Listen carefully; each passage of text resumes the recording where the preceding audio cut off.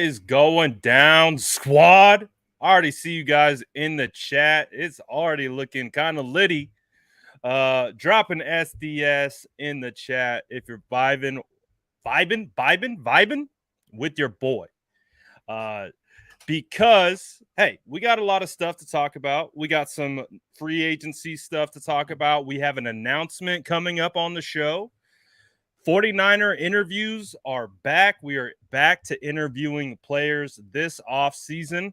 So make sure you tap in and you wait a little bit, and we're going to announce who is going to be on the channel with us tomorrow. This is a 49ers player. So we're going to be able to speak directly to someone who wears red and gold on Sundays, Mondays, and Thursdays sometimes. So I'm excited to get into that. But let's talk quickly, not quickly, but let's talk about K1. Let's talk about KK. Obviously, if you're just finding out or just was released not too long ago, the 49ers opted to not retain K1 Williams, and as a result, K1 Williams has signed with the Broncos. That is going to be, at least from my knowledge, the second free agent to sign with the Broncos. Of course, the first is DJ Jones. And we understand the Broncos and the 49ers, very similar in regards to how they view players, how the front offices are run, all that kind of stuff. So it's not a surprise that they have added more players from the 49ers onto the Denver Broncos. Again, the 49ers traded Jonas Griffith last year in training camp. Was a linebacker. Traded him for, I think, like a 7th round pick that turned into a 6th because guess what? As I reported at training camp, Jonas is one of the better players on the field. And when he came over to the Denver Broncos, he ended up starting a lot of games and playing very well. Very, very well. So it's going to be I'm not shocked. Again, the fact that KK ended up on the Broncos, I'm not surprised at all. I feel like it's a great landing spot for him personally. Obviously, they had Bryce Callahan playing that same role for the Broncos last year. Now, what do the 49ers do? Do the 49ers turn to the draft? Do they look at who they have on the current roster, whether that's moving players around? Maybe Diamador Lenore steps up into that slot role that KK has filled since 2017. Again, we haven't had to worry about slot cornerback play at all because the 49ers have had one of the better slot corners in the league in K1 Williams. Again, K1 Williams was so strong around the line of scrimmage, whether it was blitzing off the edge, whether it was run support or clamping down the flats. I mean, K1 was a beast for us. K1 was a beast for us. So we are going to miss K1. And I think we were lucky.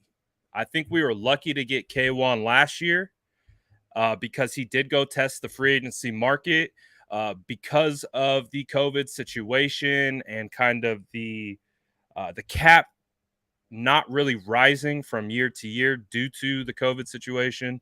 I think, it made it for a perfect opportunity for him to return last year. But unfortunately, K1 takes his talents to Denver, where I think he will be successful, and there will be a really good role for him. So he was a great, great contributor to the 49ers. Again, since 2017, we have not had to think twice about slot corner because in the back of our head, it's almost like we took advantage of it at times. Almost like, oh, we know KK's back there, so we don't even talk about it, really. K1 was one of my, I think, favorite plays from K1. Just going down memory road. Goes back to the 2019 NFC Championship game where he came screaming off the edge, strip sack Aaron Rodgers. And to me, that's how I remember K1. K1, he's just a dog off the edge. Again, small package, but dude will rock you. He'll come up, he'll stick you, he'll hit you. He's fearless. So now it's up to the 49ers to figure out how to find that next one. Oh, we can't forget. Can't forget the butt interception. Oh my goodness. I was live for that one. I'm glad you brought that one up because that was one of the goated catches of all time. Like the goated catches of all time. If you guys remember when K1, I think it was Monday Night Football Week 10 against the Rams, had really strong coverage, had a PBU, ball popped up, and he caught it with his butt. The gooch catch. Glorious. Absolutely glorious. It was really one of the most fantastic catches I had seen in a while. They ruled it incomplete, though. How dare they? They took it from us. My goodness. Good to see the homie back. What's good, DJ? Feel like we've missed you these last couple times, but look at him. He steps right in. Doesn't skip a beat. Look at DJ. SDS Mod Squad legend. He's saying, come on, peeps. Let's get some more likes in there. Smash that like button. DJ, what are we going to do our like goal at today? You let me know, DJ. What are you thinking about that like goal? You ponder it, and we will pass it off to the rest of the SDS to see what you guys are thinking about. So let's pull the chat, too, at the same time. So what do you guys think the best action is to replace K1? What do you guys want to do? Do you want to look to free agency? Or do you want to look to the draft? Or do you think we're good? 49ers saw Charvarius Ward. I got the name right. Charvarius Ward. You got Emmanuel Mosley coming back. Ambry Thomas, Diamador Lenore. What's the move? Do we go to free agency? Again, we talked about Bryce Callahan, the guy that K1's replacing. He's available. Do we go to the draft? Find a guy, maybe like a Marcus Peters, out of Houston. Maybe a guy like that. Come in and play that slot cornerback role. We'll see. Let's see what you guys are saying in the chat. In the meantime, and again, I still think my chat isn't really ultra responsive, but it is better than it has been the last 2 days. 200 likes on today's episode. I think we could do it. We already got 200 people in there right now. If all 200 people just hit that like button, we already smashed through our like goal for the day. So I think it could happen, but we'll see. It's up to the SDS. And I got one eye on Twitter just to make sure we're seeing all the moves that are coming down the line. So Dylan is talking about Diamador Lenore as a potential replacement. Ooh, PJ Williams. That's a nice name. I didn't think about that. JC, you knock it off. JC trying to start some shenanigans. Shout out JC too. I think I saw it vaguely, but I think JC dropped the mod squad the rules. Those are good rules. We might have to get those published. Let's see what else we got. Jesus says Lenore. Let's see. Ooh, Ambry Thomas. Do we see a potential situation where we think Ambry Thomas could kick down and be a slot cornerback? Will be interesting. Ambry or Lenore. Dante Johnson. I wouldn't mind that. I like Dante.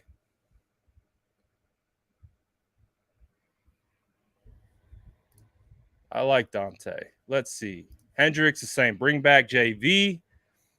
Move E-Man to the slot. Ooh, I like E-Man on the outside, though. I really do like E-Man on the outside. It would be kind of tough for me to kick him inside personally. I think he's the best when it comes to playing on the outside. Let's see.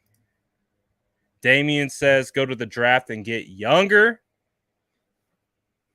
I mean, that might be the best case scenario because if you're thinking about it, 49ers have a lot of draft picks. Slot corners, nickel corners are typically your undersized cornerbacks. They tend to go a little bit later. So, hey, that might be an option. I think that's the best option, to be honest. I think that's one of the best options. If you can hit the draft, get it done there. Oh, he said Dante Jackson.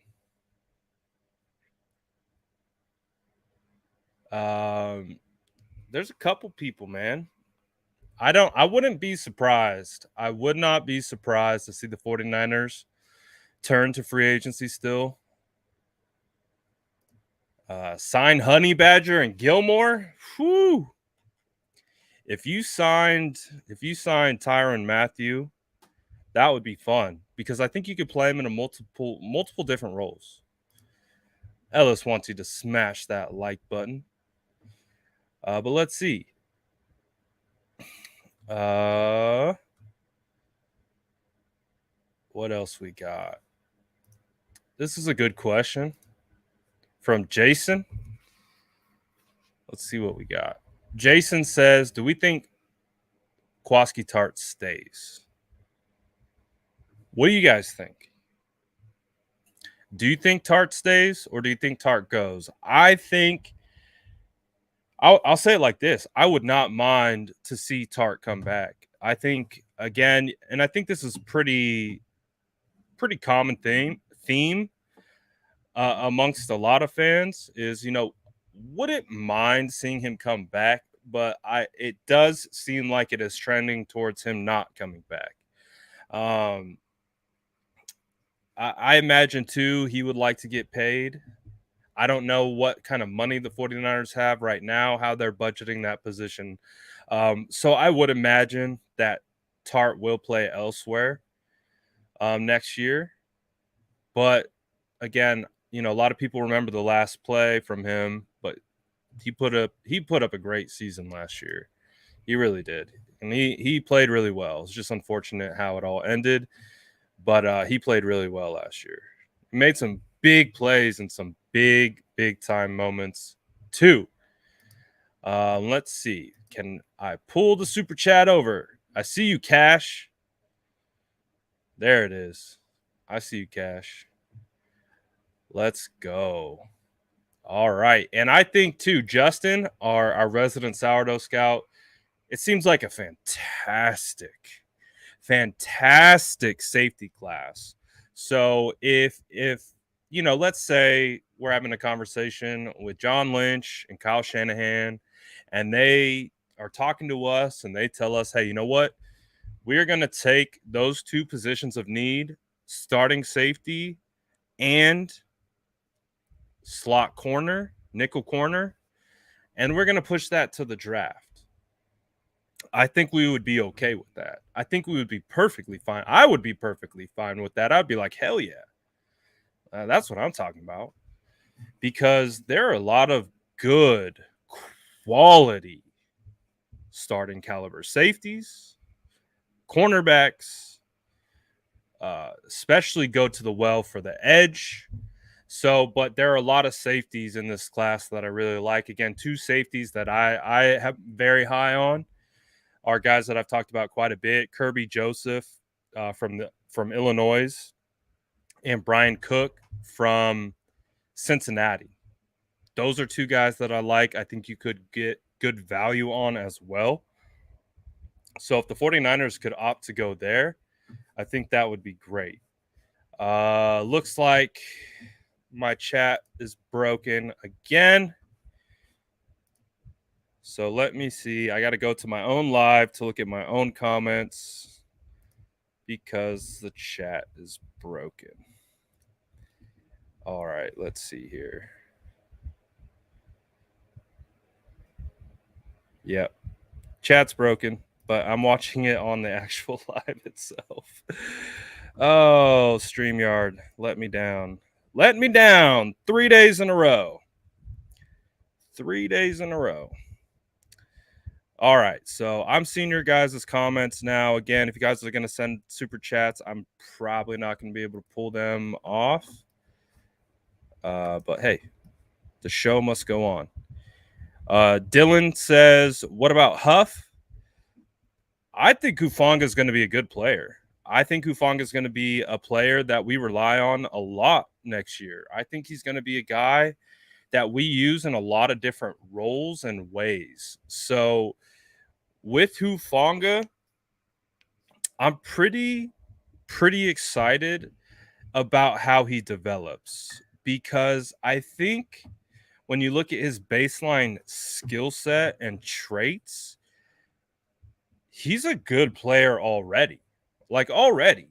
So I'm trying to imagine what it would look like if he could continue to kind of propel himself and continue to develop. If he could get a little bit, just a little bit faster, just a little bit, not a lot, just a little bit. And again, speed work, all that kind of stuff. If we get him flying around on the back end, Hufanga would be a great option. But, I think Odom, the safety that the San Francisco 49ers signed from the Colts, he also offers a lot of versatility as well. So how I'm kind of seeing this play out is we see Jimmy Ward, right? Jimmy Ward isn't going anywhere. He is the captain of the back end of that defense. He is ensuring every one of those defensive backs are in the right spot, know their roles and what they're supposed to do, and we understand what he brings to the table. Ward is just a savage in regards to being that last line of defense. If we have to bring him down on tight ends to man up and get down and dirty, he's going to be able to eliminate people. There's a reason why he doesn't get thrown on very often, because the people that he's on are typically covered. So Ward is going to be that guy back there. But we also did see we would see three safeties on the field at one time last year. There were multiple occasions when we would see three, like a rotate. We would see Huff on the field, we would see Tar on the field, and we would see Ward on the field. So there is still something that exists where all those guys are still on the field at the same time. I just feel like when you look at Odin, you look at Huff, core special teamers. Not only are they core special teamers, but you can rationalize how their rotation to getting substantial snaps next year could look like. And it could be a situation where they're just rotating. We know the NFL is predicated a ton on sub packages, and ensuring you have proper matchups. I think the cool thing that Odin brings is he does bring this athletic ability to play on the backhand in single high. Again, you look at some of the plays that he made with the Colts. Not only was he an all-pro as a gunner, but when you saw him on the back end of that defense, you could see him flying around. You could absolutely see him flying around. And so I do envision a situation where those two guys play a lot of snaps, man. A lot of snaps. Also, too, someone was mentioning it in the chat. Oh, looks like we hit 100 likes. Let's go. Shout out the squad. Path to 200. Let's go. Like up the video.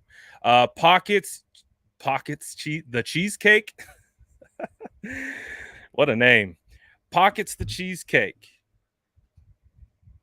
What do we think about Tarvarius Moore? The forgotten, not by most, not by all, but by some. What do we think about Tarvarius Moore? Do we think that Tarvarius will be able to come in and provide a level of play for the 49ers that could potentially be starting caliber? Or do we also see Tarvarius Moore as kind of a chess piece where the 49ers might not rely on him to necessarily be that game-changing piece? Because if we do take a look at it, I believe he is up for a contract this year. So he's heading into a contract year. So I don't know, based on the kind of career trajectory up until this point, if they do see a long-term role for Tarvarius Moore on the San Francisco 49ers, because again, you have to remember they will have to pay him if he does, come in, play well, or if they just want him to return as a special teamer or something like that. So it is still something where I see them turning to the draft potentially. Someone had mentioned Lewis Sign from Georgia, who's one of my favorite safety prospects in this class. He's a hitter, man. He is a hitter, but he also has the range to play in coverage and move extremely well all over the field. And he's kind of in my opinion, a pretty complete safety prospect. But I think they still turn to the draft. You know what I'm saying? I still think at the end of the day, Jimmy Ward, who knows what their plans are for him. Hopefully he gets an extension, a well-deserved extension, and maybe the 49ers make him a forever Niner. But we're going to have to find out. We're going to have to wait and see. And I think it would make most sense for the 49ers to turn to the draft to get a safety to come in and fill Kowalski's role. And again, I think you'll be able to find a guy in the second or third that could come in and play right away. Again, if they miss out on Lewis, from another team, or they're not able to move up in the draft far enough, which very well could be. There are plenty of options that I like in this class. So we're going to find out. We're going to find out what they do at safety. Again, we're going to find out what they're going to do at nickel. We're going to find out what they do at nickel. I think both situations would be best suited at, or at least taking advantage of in the draft. All right. Should we take a quick break? And should we announce who will be on the channel tomorrow? Which 49ers player will be joining us tomorrow on this stream? We can ask all the questions that we want to. First, I want to know who you guys think it is. Let's see if anyone's going to get it.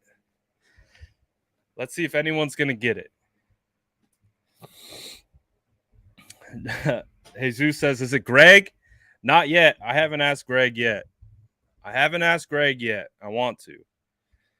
Harris saying Debo Kittle, Robbie. No. Is it Josh Gorman? Not Josh. Not Jimmy. Not Daddy B. Not Jeff. Not Jimmy G. Oh, we got it. Someone got it. Someone said Charizard. My goodness. All right, I got it, but I want to see you guys keep guessing a little bit.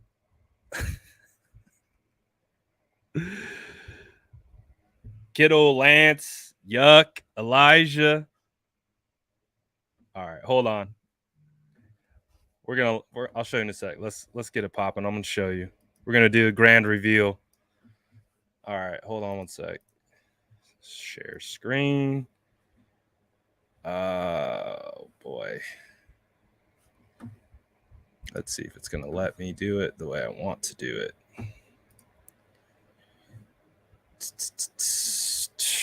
Doesn't look like it will.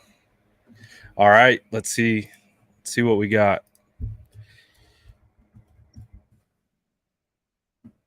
Oh God, he's a big boy. Let me tell you, he's a big man. Oh, I can't.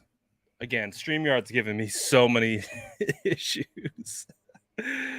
All right, so this is who we're gonna have on the stream tomorrow. I'm just gonna say it because it's not letting me share my screen. So tomorrow on the stream, we are going to have Javon Kinlaw.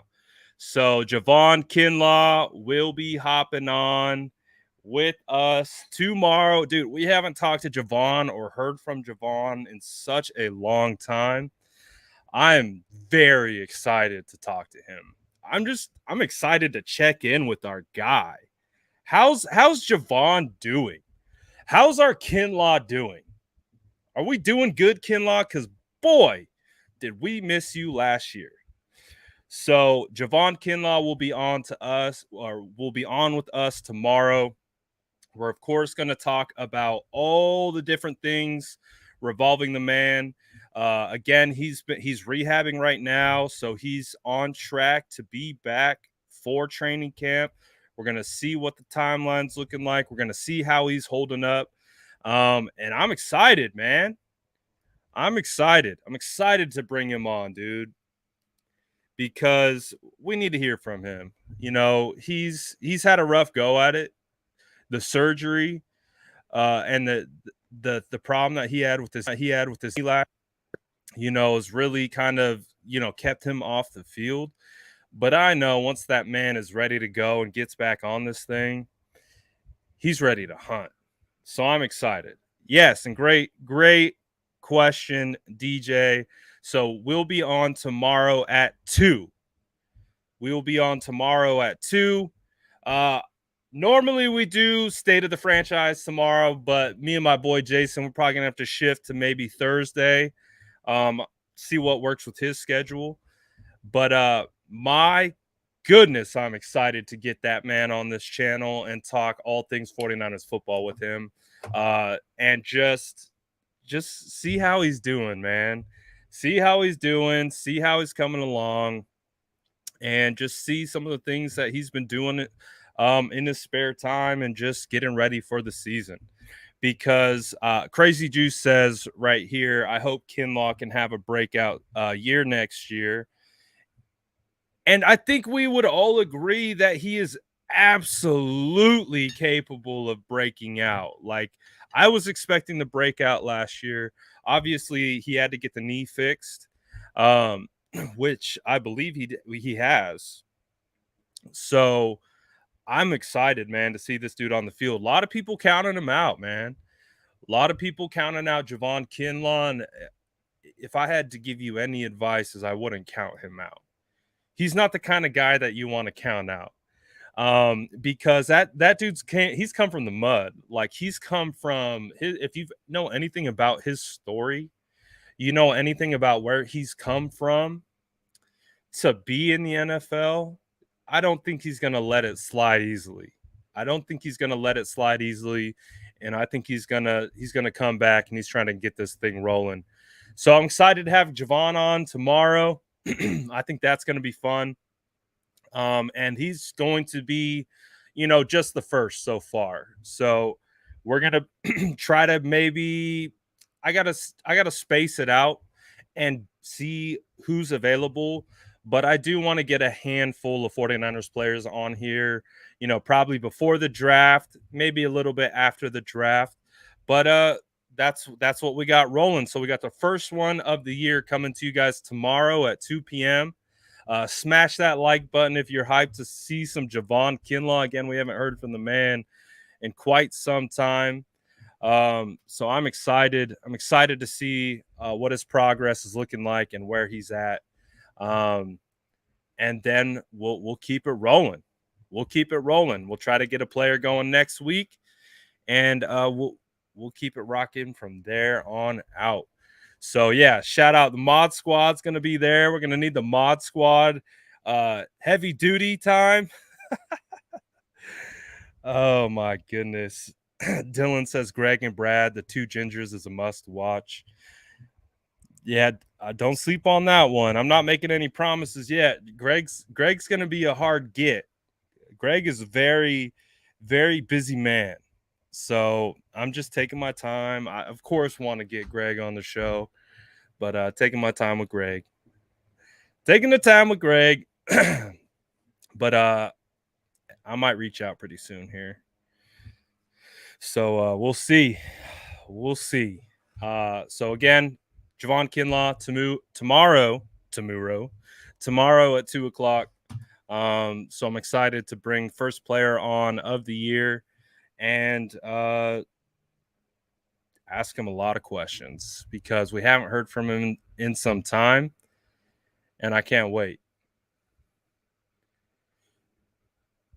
Can't wait.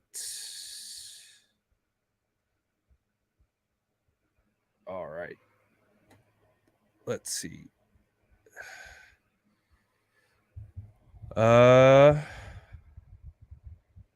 What other players would you like to see? I'll shoot my shot. Who does the SDS want to see on the channel? You guys let me know in the chat, and we'll see who we could get on here. There's a couple people that I'm already talking to. We're efforting, as they say. Yes, correct, DJ. 2 p.m. West Coast. 2 p.m. West Coast. Ooh, Mitchell. That's not a bad idea. That's not a bad idea at all. Coach Kyle. Oh, my goodness. Could you imagine? Kyle would never come on. He would never come on with me. Harris said, I'd like to see the GOAT River Craycraft. We had River Craycraft on last year. Trey Lance. Ward would be fun. Dude, doing it with Ward and I, we hopped on a live last year. That was a blast. If I could get him back on again, that would be great. Fred. Staley would be legendary. Staley would be absolutely legendary. Jimmy G. Yeah, let's do Jimmy G. Jimmy G coming through. Oh, Norman. That would be unfair. That would be unfair. Don't want to bring Josh Norman into the beehive. Charvarius. Hey, don't sleep. Don't sleep. So we're efforting a couple people that you guys have mentioned in the chat. But like I said, I just started reaching out. So we'll see. We'll see who becomes available. But so far, I like all the names that you guys are listing. I think those names would be legit. Actually, let me pull this up so I'm not looking down constantly. There we go. Let's go. So excited, man. Kinlaw coming through tomorrow. Oh, you guys missed it. Kinlaw's coming through tomorrow. We got Kinlaw coming through tomorrow. We got 140 likes. Almost to 200. Was 200 our original goal? I think so. So we got Kinlaw coming on the channel tomorrow. Excited to tap in with him. See how he's doing. We got big old Javon. Hey, do I ask him about the squirrel? Do I ask Javon about the squirrel? Or do I stay away from the squirrel topic?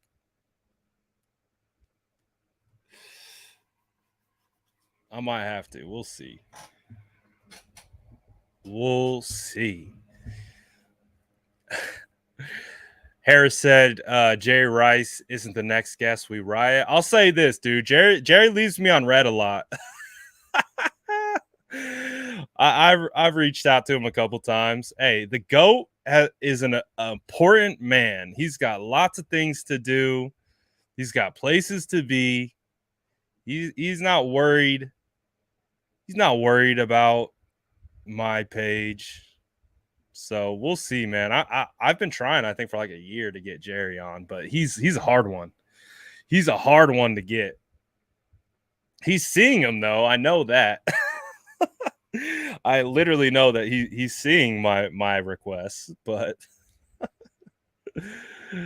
not so much. He's a busy man. He's a busy man. He's got his own company. He's doing all kinds of stuff. Shout out Jerry. Jerry's a legend. But yeah, man, I'm excited. Can you finally explain the jersey story? What jersey story are we talking about? Oh, gotcha. I know what you're talking about. I know what you're talking about.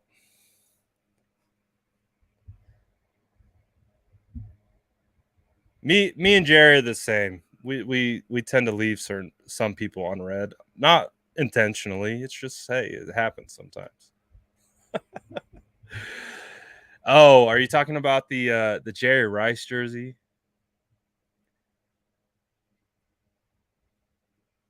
Yeah, I don't have it. I don't have Jerry Rice's jersey, and someone said I wasn't a real fan or was qualified to be talking about 49ers football because I didn't own a Jerry Rice jersey. And hey, maybe he's right.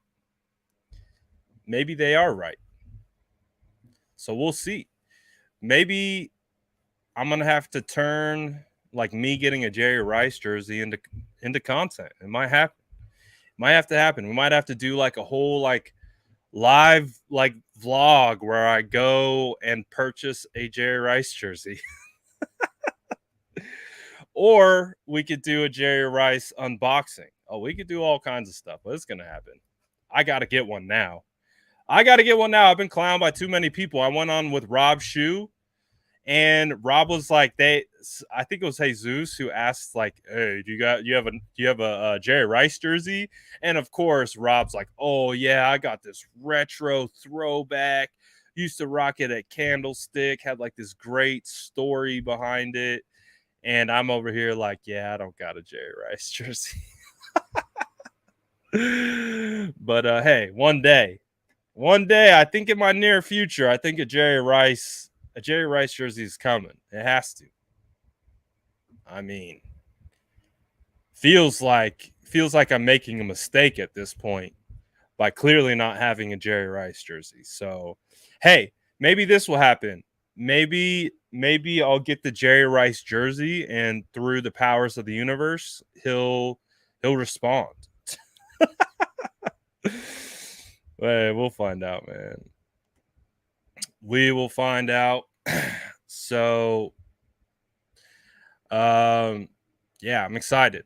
Excited to see how tomorrow goes, and then to see which other players that we are going to get on the show.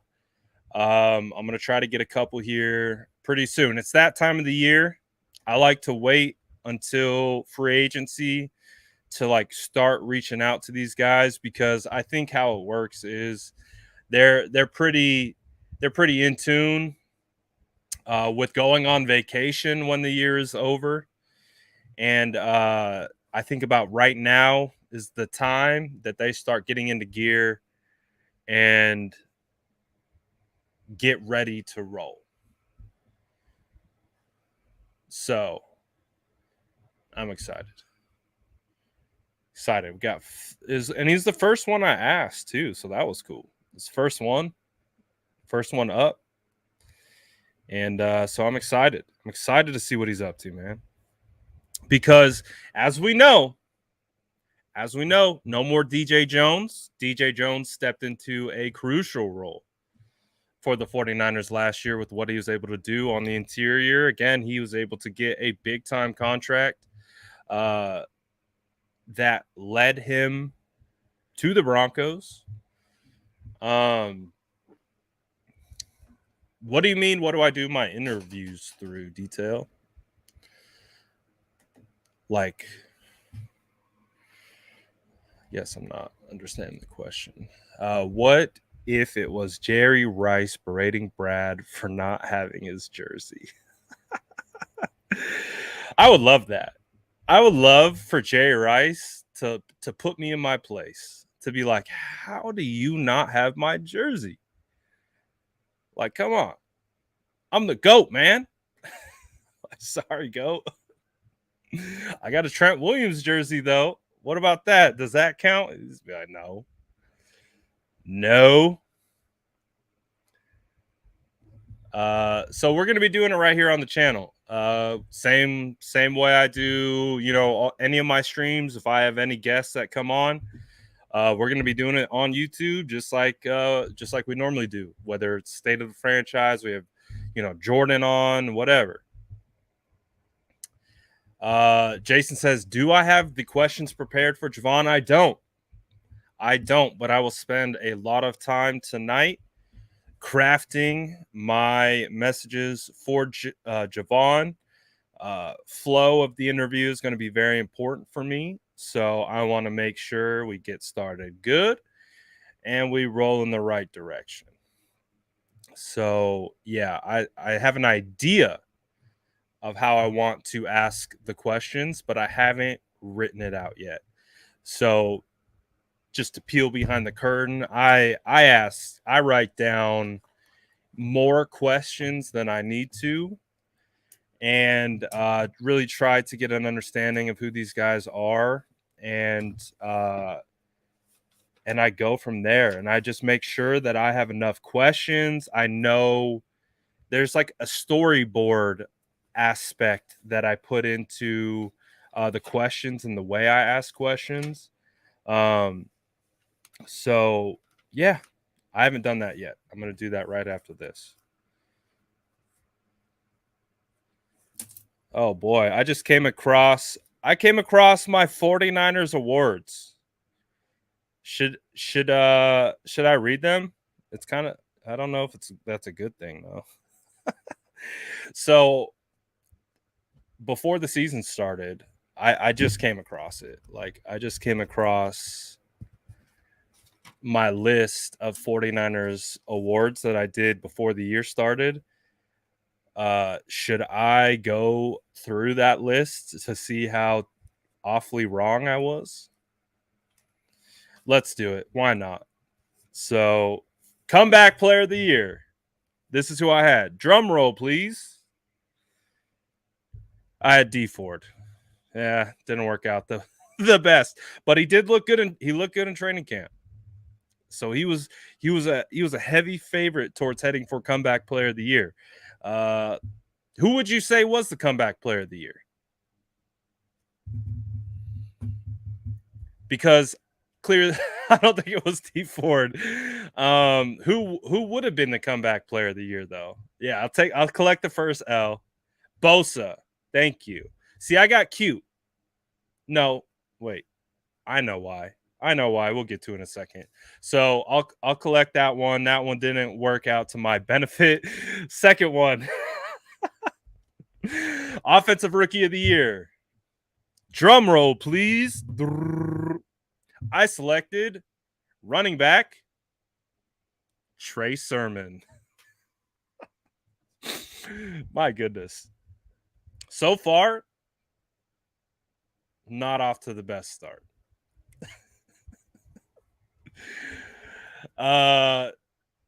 Defensive rookie of the year. Defensive rookie of the year. Does this one might work? This one might work. I didn't actually do these lists. Yeah, I took some major L's. 2 L's in a row. Talanoa Hufanga, defensive rookie of the year. I would have to say it would be between Ambry Thomas and Talanoa. Obviously, Ambry Thomas came away with the exclamation point at the end of the year, but it took him a long time to get into the lineup. So I don't know. So not too bad of an L. Okay. What do you think about this one? I got a little crazy with this one. I got a little crazy with this one. Coach of the year. Coach of the year. I said Chris Kursek. What do we think? What do we think? Defensive line. We had Nick Bosa, 15.5 sacks. We had Arden Key, 6.5 sacks.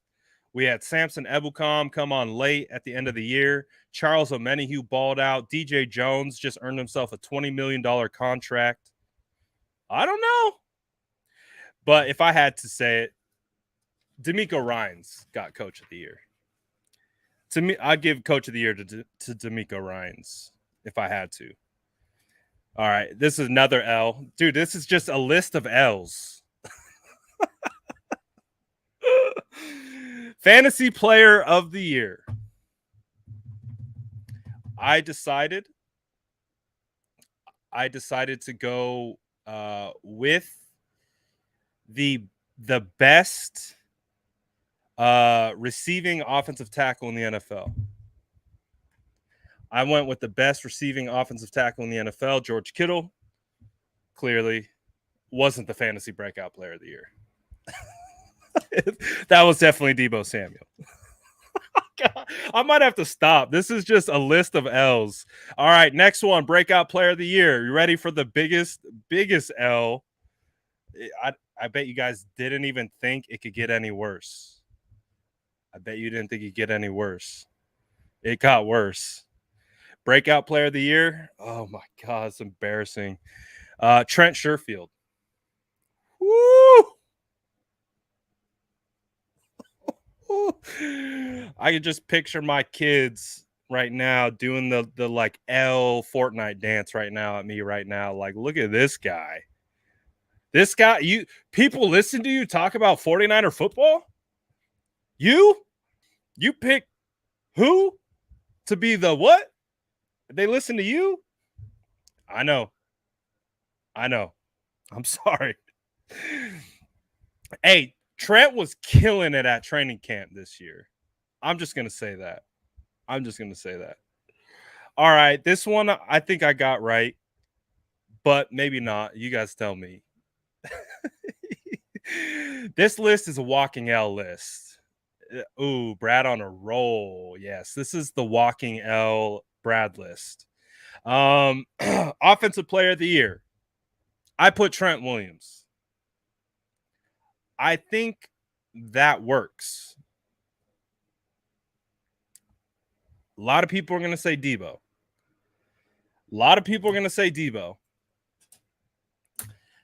But I put Trent Williams as offensive player of the year. On brand, right? On brand. So Trent Williams, defensive player of the year. Or excuse me, offensive player of the year. Defensive player of the year. I put Nick Bosa. Is that 2 dubs in a row? Did I finally collect some dubs?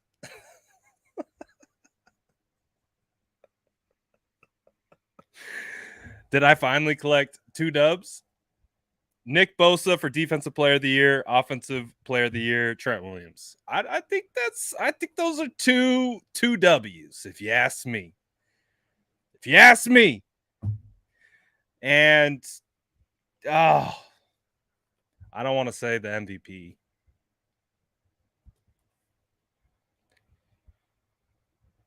It's not bad, but he wasn't the MVP last year. He came on late.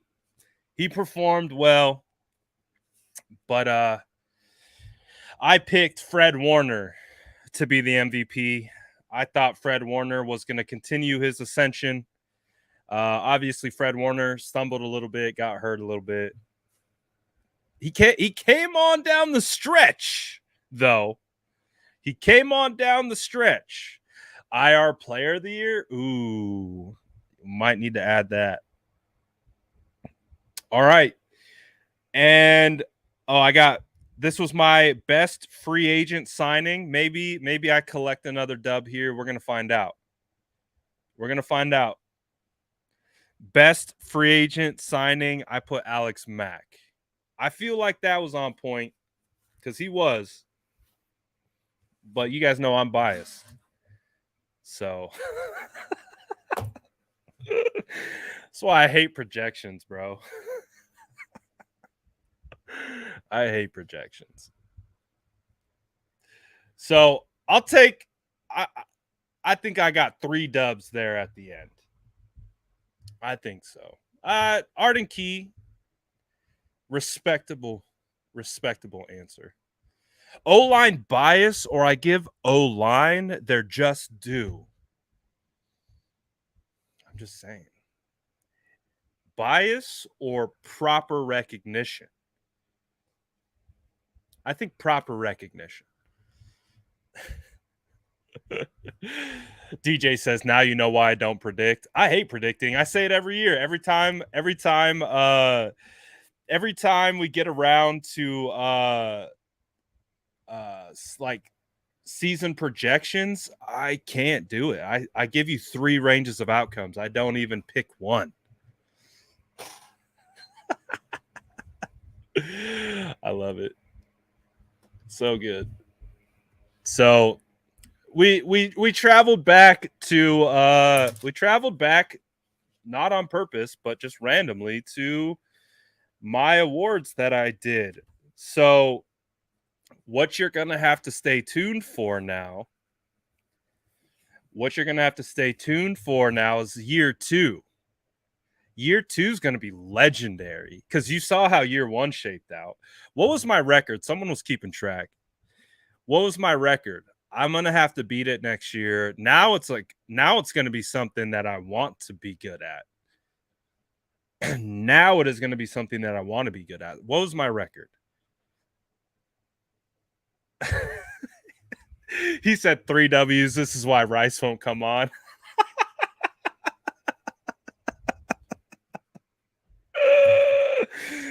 Fire.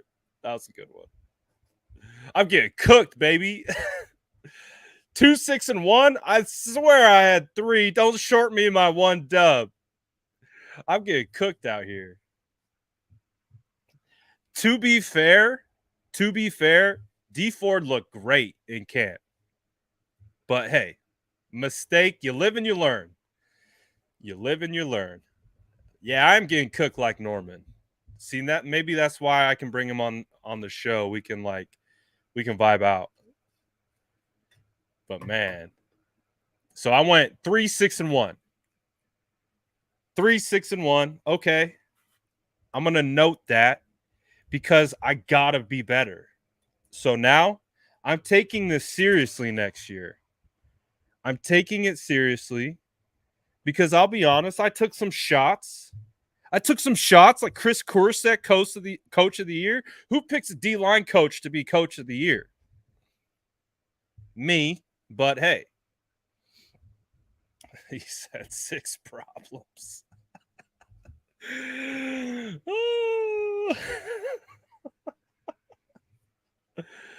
My goodness.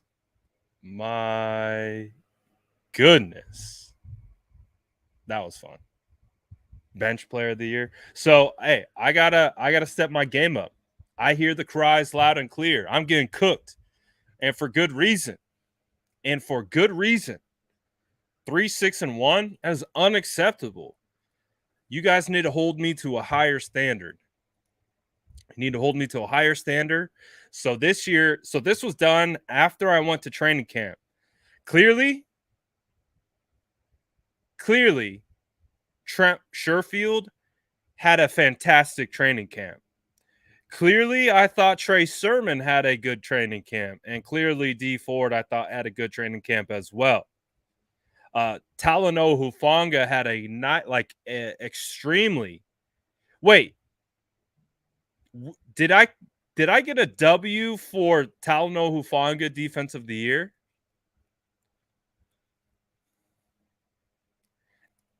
I don't know if I collected a W on that. Maybe I did. I don't know. I don't think I did. I don't know. I think I did. Yes. How does okay, let's have a debate. Drop it in the chat. Who had I know I'm going to lose this because it's what have you done for me lately? And it's Ambry has done it for us lately. Yeah. Oh, I see someone saying Hufanga. Oh, that was the tie. Okay. Makes sense. Okay, I'll take the tie. I'll take the tie. So 3-6-1. I'm 3-6-1. Really low standard. Very poor. We're gonna have to do this all too next year. We might have to do like a bracket. Obviously, it's a long bracket. So clearly, if you guys are with us heading into training camp, and we do this, and we do a community bracket, and we turn it into like who has the best record of awards, we might even be able to do like actually give away prizes. Like if we get enough people to enter, we could do, because there's enough options, 1 2 3 4 5 6 7 8 9. We could probably add up to like 12 to 15 options, get it on a bracket, submit it to everyone, and then we'll see. But that would happen at training camp. I did this at the end of training camp, so it would be training camp. But I think that would be fun, because then I can roast you guys when I come back. When I come back and I destroy you all. I can't wait. I cannot wait. Later, Dylan. All right. We're almost to 200 likes. Let's smash it. Let's get it. What do we have in here? What, we got like 140 in here? I think so. Chat versus Brad bracket. You guys don't want the smoke? You don't want the smoke? Last year I wasn't going too hard, but this year I'm going hard. I'm making sure I'm getting everyone right. I'm not taking any chances, because okay, yeah, I did. I wrote down Nick Bosa first, and I scratched him out, and I put in D Ford. Didn't work out that well. Later, Harris. But yeah, let's do that next year. So be on the lookout. Be on the lookout for more. We got to do that for sure. So I'm excited.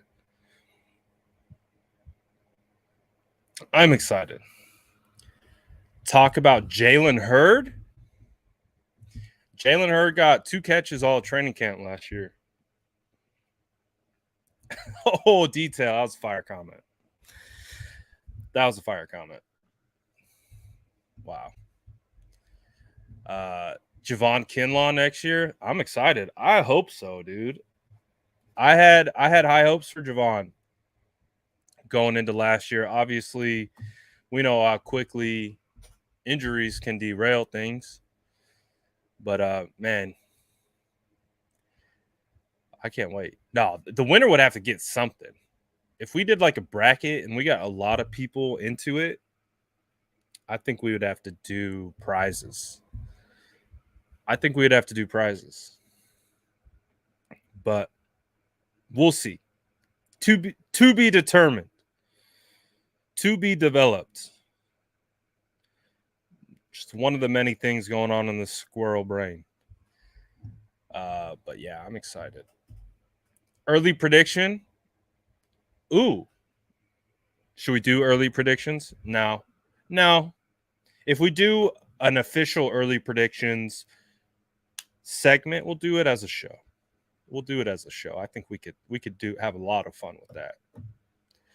I think we could have a lot of fun with that. Ooh, Detail says, you think the 49ers could make another semi-large move this offseason? My spidey senses are tingling. Yeah, I do. I think they could absolutely make another decent move where we look and we fill an impact role. Who that is, again, I think 49er fans, I feel like, are starting to like the idea of bringing Tyrann Mathieu in here. Again, I think people think of the thought of putting him with Jimmy Ward and having the back end of your defense looking crazy. But we'll see. Carlos is saying Wagner. I don't know if Wagner comes, just because when you look at the linebackers that the 49ers have, you look at Fred Warner, you look at Aziz Al-Shaair, you look at Greenlaw, and you look at Burks. They re-signed Flanagan Fowles, who's probably going to be, another special teamer. So Niner Detail says, yes, I think J.C. Treader also would be a great option. He's a name I've been talking about. Landon Collins, he got straight out released from Washington, from my understanding. He could fill a role, especially if he plays kind of that strong safety type role, kind of in the box. He could be fun. He might be able to be cost effective too. Don Burr in the chat says Detroit versus everybody. Malik Willis, huh? Malik Willis. Only 17 likes to 200. We're almost there. Smash that like button. Let's get to the moon. I can't wait. But I think those are great names that Detail listed. Julio Jones. That dream is back again to being alive. Gilmore hasn't signed. So Damon says we need a nickel corner, and I agree. I agree that we need a nickel corner. But what nickel corner would you potentially go after? I almost like the idea of going after nickel cornerback in the draft. However, you can be hit or miss there, and we're not really sure what can happen. So it's not a pretty name, but Robert Alford, I would not hate as our third cornerback. A guy who could play potentially in that role as, an older cornerback who's been around the league. It's not going to be no one's going to be excited about that really, but I could see him filling a role. Marcus Jones, I think, is the guy that I would want the most out of to come in and play nickel corner for sure. Let's see who else. A lot of guys have gone snatched up. There's really not that many. I mean, JV's still out there. You got Jason Brett still on the open market. I don't know what that's going to look like. He could be back. Maybe he's not. I don't know. Did Chris Harris sign anywhere?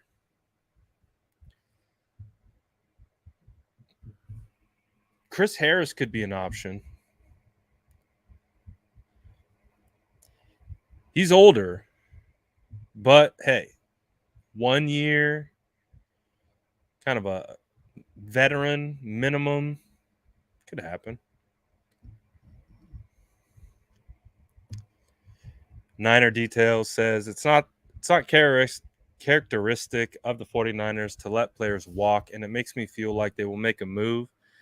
I agree, but I also, too, on one hand, understand why Laken Tomlinson walked. I do understand why they let DJ Jones walk. Those are two very, solid players that got, I think, above market value. And if there's anything that we know about the 49ers, it's very rare for them to go and spend above market value. They have a better chance of doing it with their own players, but I'm not surprised to see the 49ers didn't match what Lakin was getting and what DJ was getting, because they got a lot of money. And I don't know if that necessarily fits what they're looking for, but the other guys, I think they're ready to move off from K1 last year. Luckily, they got K1 back on a deal. Justin is dropping Dearness Johnson and Justin Jackson. Those are two players that I absolutely love, and would absolutely love to see them potentially in this scheme. You could potentially get a Justin Jackson for on average $2 million a year. I can't imagine that Justin Jackson is going to be expensive, and he's still 25 at this point. You could potentially get him on a 2-year, $4 million deal. Not a ton of money dropped into him. Marlon Mack, potentially.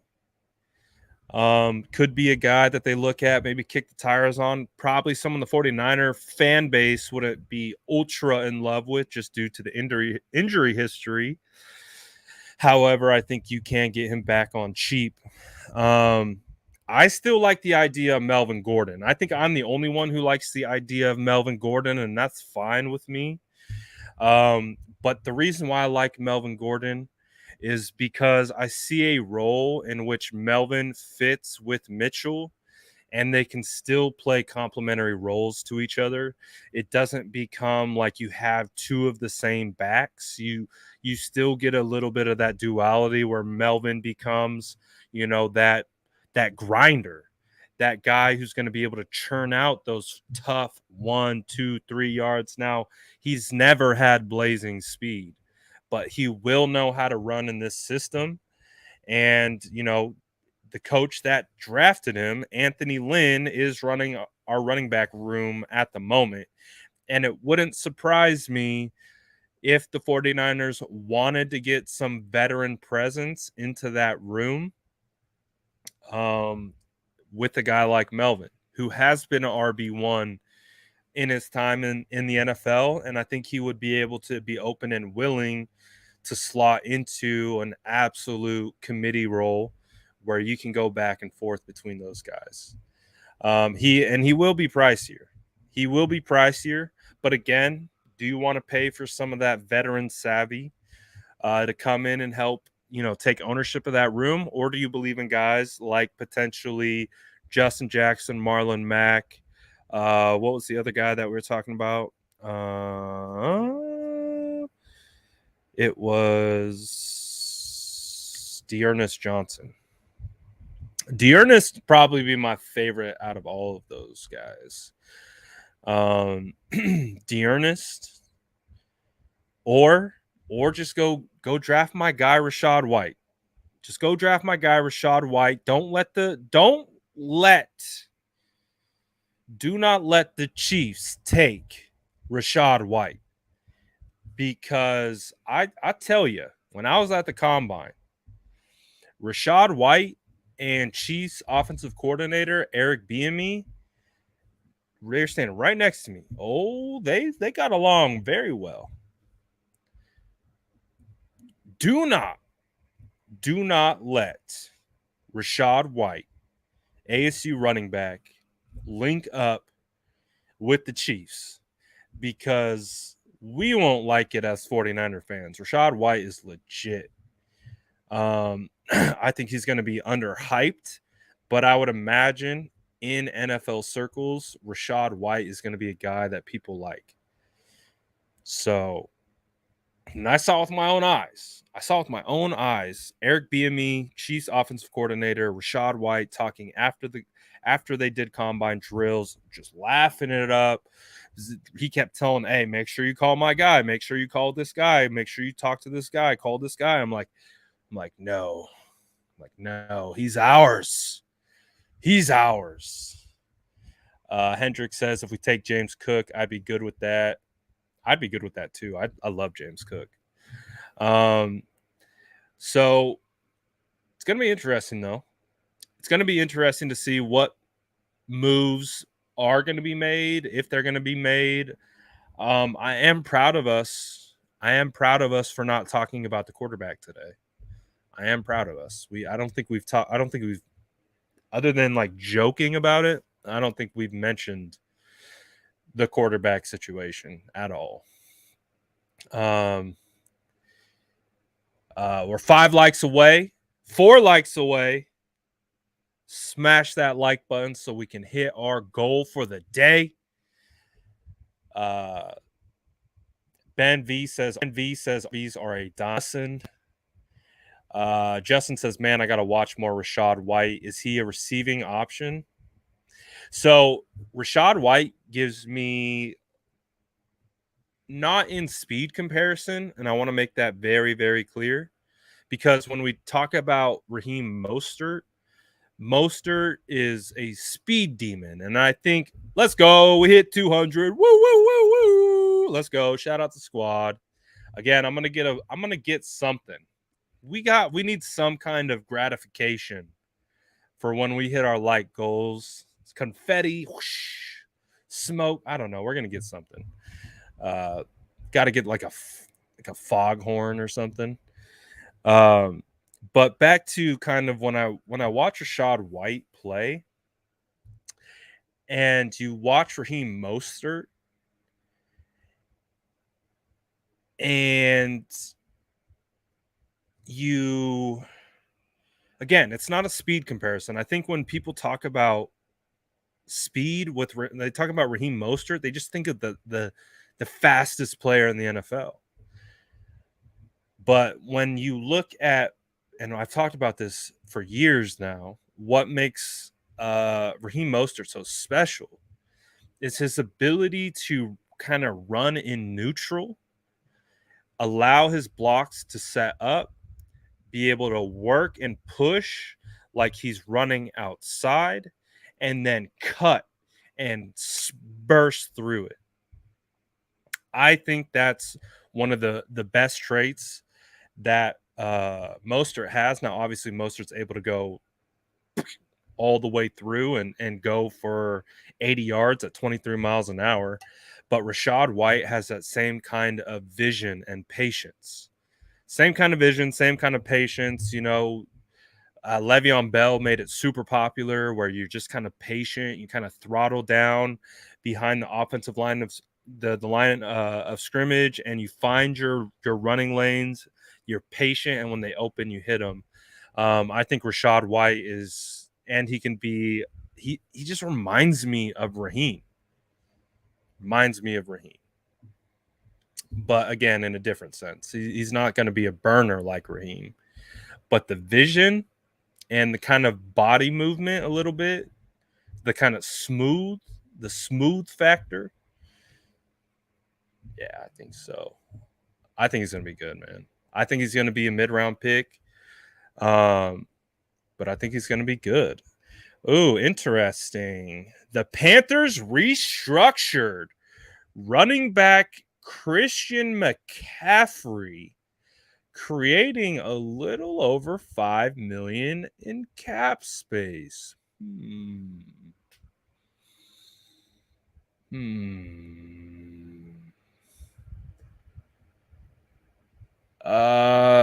Someone asked about the hat. I'm trying to pull it up on the screen, but I don't think it's working. Oh, it did pull up. I can't even tell. Shout out. I dropped the link and the promo code on the screen if you're interested in the hat. So it's time, guys. It's time. $5 million created with the Panthers. That sounds like a Brian Burns trade. Yeah.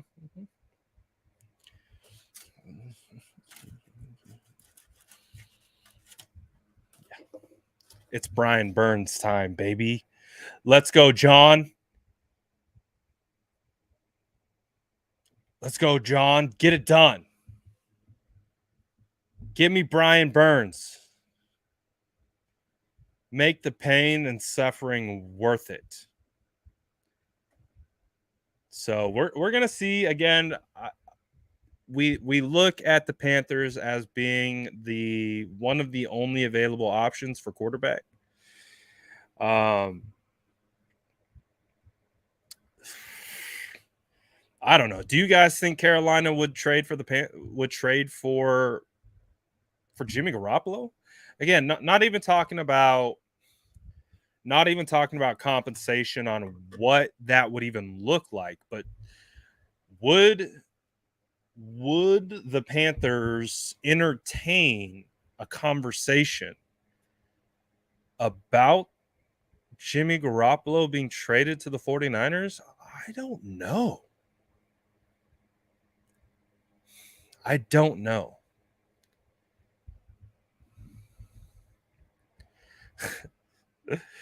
Detail says they shouldn't, but it's Matt Rule, so who knows? I mean, the thing with the Panthers is they feel extremely desperate. Like dangerously desperate, and I feel like they were dangerously desperate with which is what landed them Sam Darnold. But again, I tried to tell everyone that Sam Darnold wasn't it. No one wanted to listen to me. But hey, Sam Darnold ain't it. And they spent a second rounder. I think they spent like a 6th rounder. They spent a good amount to get Sam Darnold. So I think this is part of the problem is the 49ers are a year too late. I feel like the 49ers are a year too late. If they would have traded Jimmy G last year, you think about it, the Colts gave up a 1st rounder and a 3rd rounder for Carson Wentz. I feel like the 49ers could have traded Jimmy last season after they moved up to 3 and probably got a decent return. But I don't know about this year. I just don't. Because, again, you're trading for a guy who carries a big cap hit. Now, clearly, there's a little restructuring going on, and we've heard, too, through the grapevine that Christian McCaffrey could be available for trade as well. So what does that mean? I don't know. It's funny. I'm looking at the comments on the tweet. Everything is about Jimmy G. Everything is about Jimmy G. Everything is about Jimmy G. Oh, Cap speaking got me with a super chat. All right. I'm gonna try to get that super chat, my guy, but bear with me. I got to refresh really quickly. It might look like I pop out for about 2 seconds, but I'll be right back. Hold on.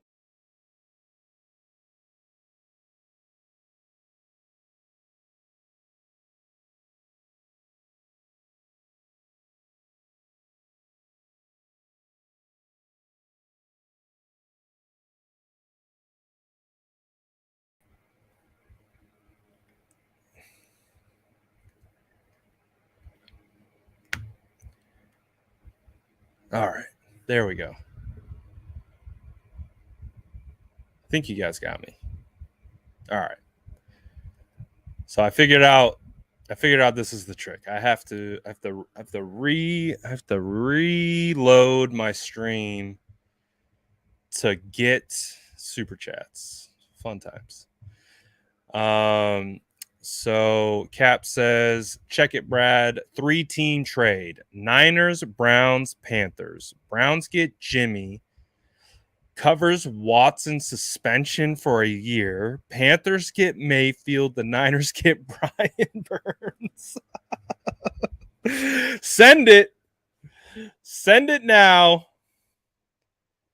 Oh, we got some breaking news. Nothing 49ers related. The Dolphins are finalizing a 5-year deal with former Saints left tackle Terron Armstead per Adam Schefter.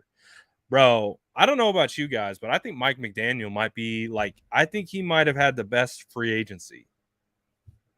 I don't know.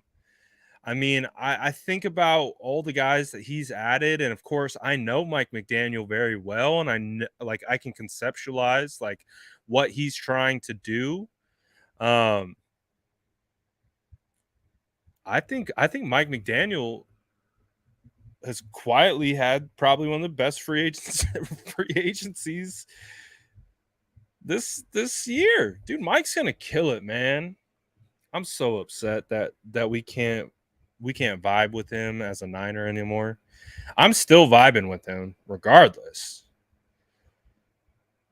I'm vibing regardless, but he's killing it.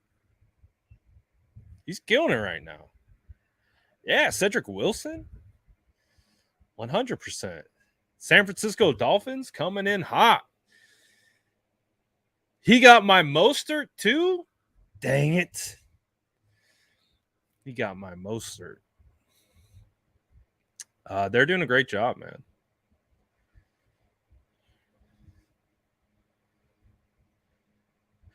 They're doing a great job. I can't lie. They're doing a great job. So we tip our cap to the Dolphins. They just made a fantastic signing. This is huge. Terron Armstead is one of the best left tackles in the league. He's been primarily with the Saints. He has a little bit of some Trent Williams to him, not as fluid as Trent Williams as an athlete. But, that snatch technique that we've come to love from Trent Williams, where he gets these guys on the ground all the time, Terron Armstead has a great snatch technique. 100%. So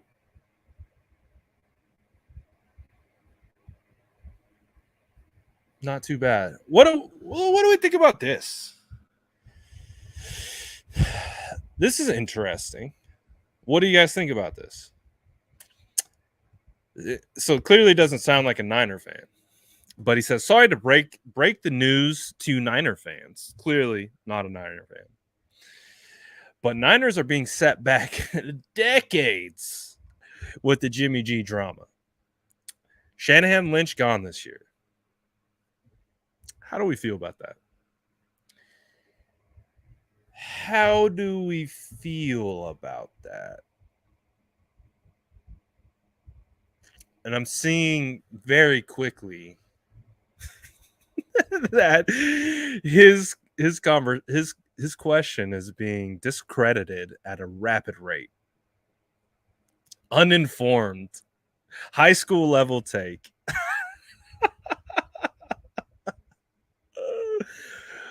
Oh boy.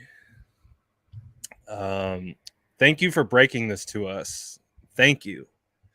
Because if you didn't say it, I wouldn't have known. I wouldn't have known that the 49ers got set back decades if you didn't say that. So thank you for bringing it to my frontal lobe in my brain. So we now know. Shout out, ready to go. Troll.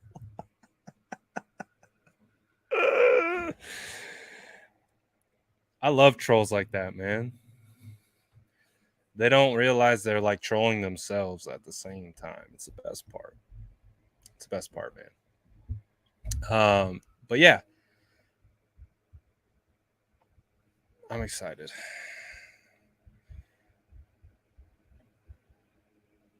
Let's see here. So, like I said, we didn't talk about the quarterback position, and I don't plan on talking about it or really spending too much time on it. But do you guys think this could be a potential cap clearing for some kind of move? Maybe Baker Mayfield?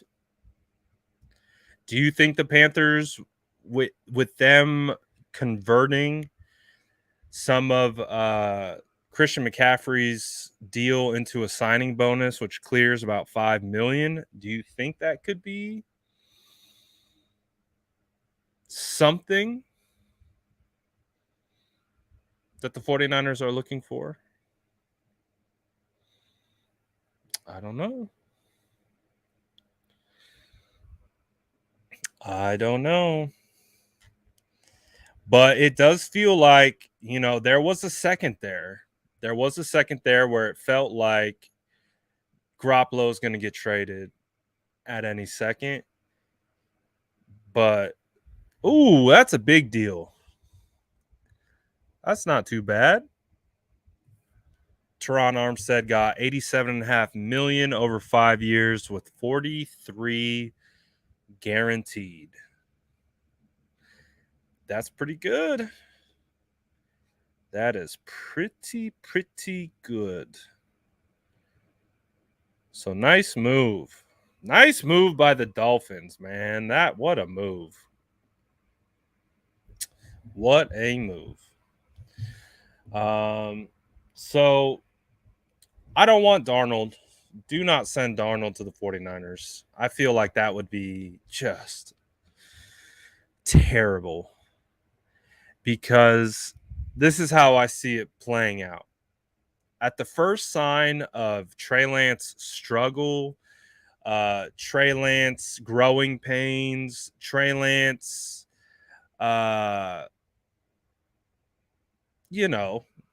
going through his rookie growth stage or second year growth stage, I guarantee you're going to hear people, we want Darnold. We want Darnold. Oh, my God. And then when Darnold gets in, they're going to be like, oh, it's Josh Rosen 2.0. But I hope that something goes down. Give me Brian Burns, please. So we'll see what happens with that. Again, I'm not holding my breath for anything regarding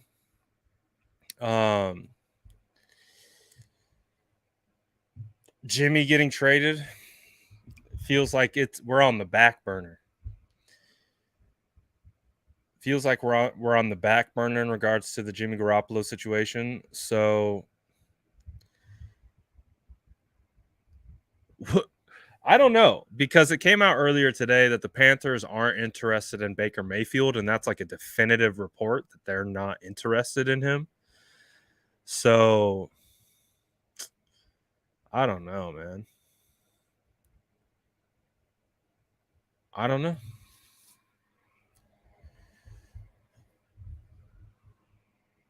I haven't watched Batty enough yet. I haven't watched him enough yet to be able to compare him to anyone.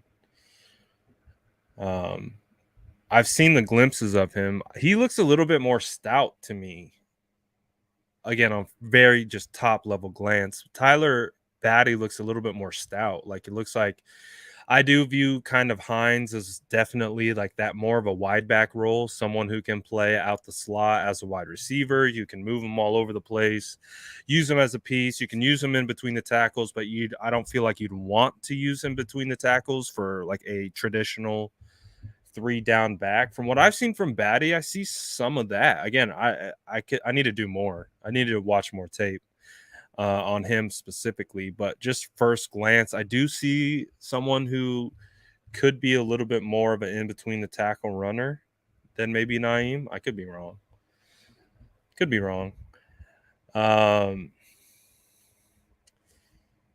Let's see here. You think Jimmy gets traded for picks in the draft while the draft is occurring? I think that I kind of feel like that's where we're at. I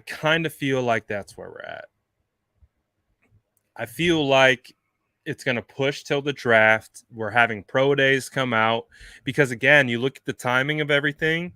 Now what it's getting hyped up. Kenny Pickett's getting hyped up. Malik Willis is getting hyped up. Next, it's going to be Matt Corral that's going to get hyped up.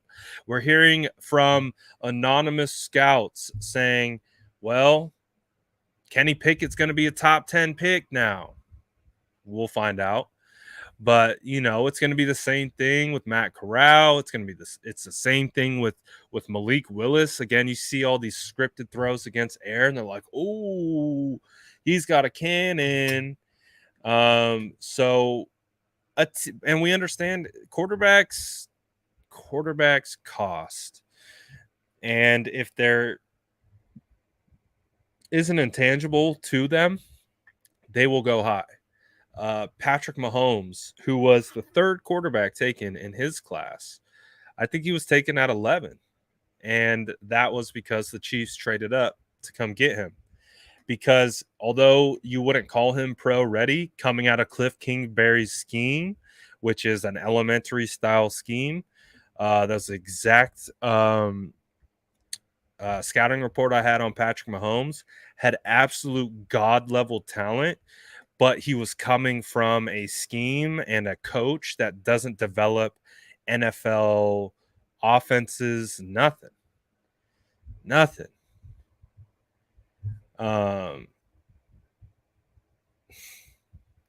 So there's a lot of those guys in this draft. There's a lot of those types of guys. Malik Willis is one of those guys. I feel like Kenny Pickett is more Herbert than like that intangible guy. I don't know. What do you guys think of Pickett? I think Pickett on the surface has some good traits. People talk about his hands all the time. But when you see him throw, he spins that ball pretty good. I'm just saying. Let's see. This is a list of who the Dolphins have gotten so far. They signed Terron Armstead. They re-signed defensive end Emmanuel Ogbah. They tagged Mike Gesicki. They signed Connor Williams, signed running back Chase Edmonds, Raheem Mostert, Cedric Wilson, Teddy Bridgewater, Trent Sherfield, Alec Ingold, Kerryon Crossen. That's a good class because guess what? My 2021 breakout player of the year is about to ball with Tua. Watch. We're gonna see who's gonna collect the L now. Oh man. So we'll see, man. We'll see.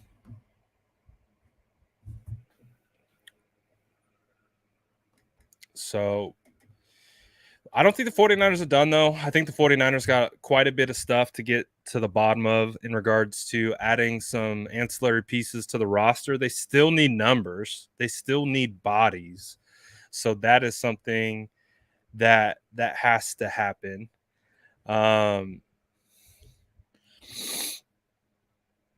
So we'll see. We will see. Huh.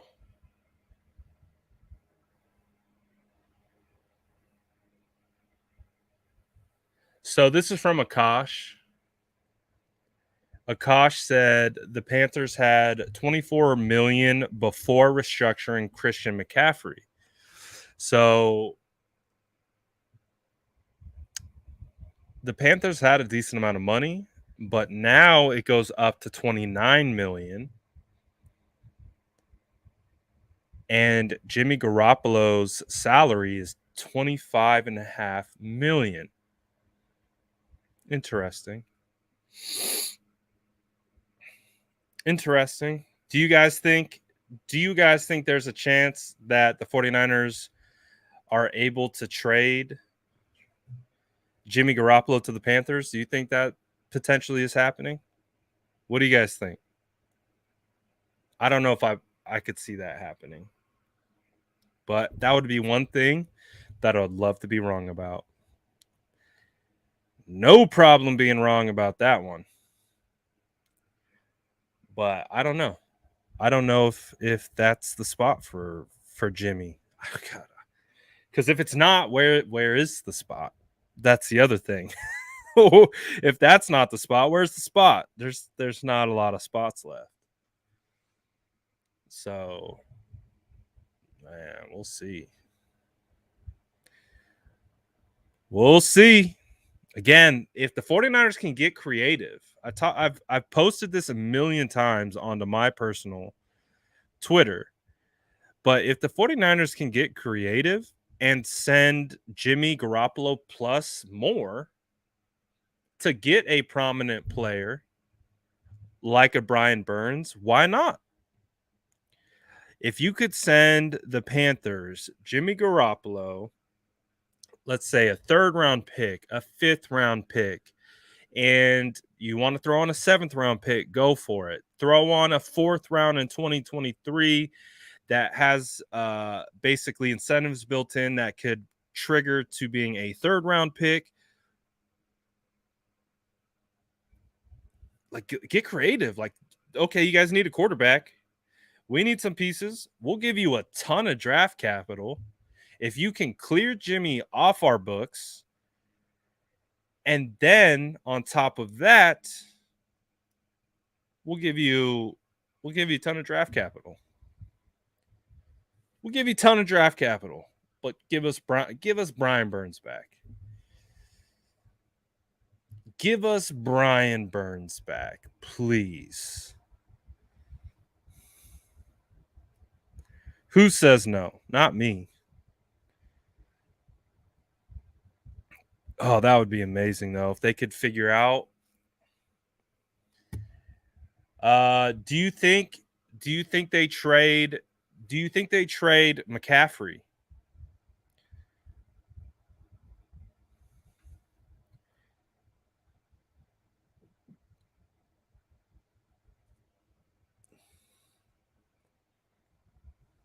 We'll see.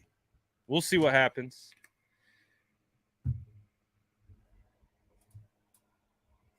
We'll see what happens. But make sure you guys tap in tomorrow. Again, we're going to have Javon Kinlaw on this show. Haven't heard from Javon in quite some time. So excited to talk to him. Excited to see what he's been up to. Excited to see how the rehab's going. See how everything's going with him. Because, again, Lord knows we need Javon Kinlaw to be an impact on this team.